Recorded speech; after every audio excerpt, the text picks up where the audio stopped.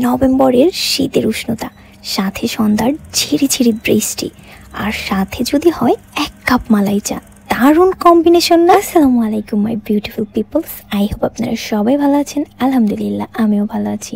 আর আজকে সন্ধ্যাবেলা ঝিরিঝিরি বৃষ্টিতে আমরা গিয়েছিলাম একটু অন্য কাজে, আর যাওয়ার পথে এরকম মালাই চায়ের একটা জায়গা দেখে আর নিজেদেরকে সামলাতে পারলাম না, আমরা মালাই চা টেস্ট করার জন্য চলে আসলাম।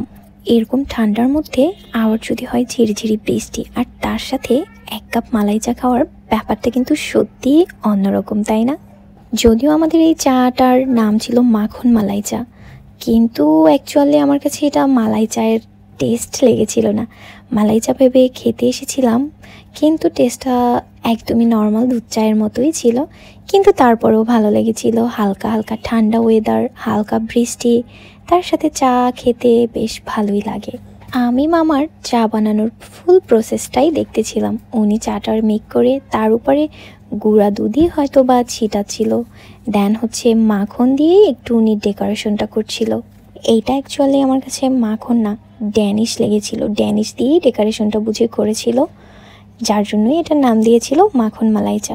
কিন্তু ভিতরে চায়ের ভিতরে একদমই কিন্তু কোনো মালাই ছিল না, যেটা আমরা নর্মালি মালাই চা হিসেবে বুঝে থাকি, ওইটা কিছুই ছিল না ভিতরে। জাস্ট উপর থেকেই ডেকোরেশনটাই ছিল, আর ভিতরে ছিল নর্মাল দুধ চা। আর অবিশ্বাস্য হলেও এটাই কিন্তু সত্যি, আমি কিন্তু অ্যাকচুয়ালি টি লাভার না।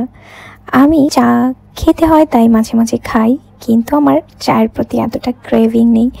আমি জানি আপনারা সবাই হচ্ছেন টি লাভার, তাই আমাকে কেউ আবার ধুয়ে দিয়েন না প্লিজ। ছোটোবেলায় যদিও আমি প্রচুর টি লাভার ছিলাম, সারাদিন আমি চা খেতাম, দিনের মধ্যে আমি 4-5 বারও চা খেতাম।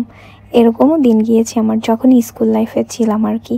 তো তখন থেকেই আমার বড় আপুরা আমাকে এই চা খাওয়াটা যে ফিরিয়েছে, অনেক বুঝিয়ে অনেক কিছু বলে বলে আমার এই চা খাওয়ার অভ্যাসটা ফিরিয়েছে। আর তারপর থেকেই আমার এখন থেকে আর ওরকম চা খাওয়ার কোনো ক্রেভিং নেই। তবুও প্রতিদিন বাসার সবাই যেহেতু টি লাভার, তাই প্রতিদিন সবার সাথে 1-2 বেলা খাওয়াই হয়। আর মালাই চাটা আমার স্পেশালি একটু বেশি ভালোই লাগে। আর আমাকে এরকম চামচ দিয়ে নেড়ে নেড়ে খেতে দেখে ইহানবাবু তো ভেবেছিল এটা বোধহয় আইসক্রিম, তাই ও খাওয়ার জন্য এক্সাইটেড ছিল, আর ওকেও আমি তাই একটু টেস্ট করাচ্ছিলাম। আর ও হচ্ছে উপর থেকে বাদামগুলাই খাচ্ছিল, আর কিছুই দেন ও খায়নি।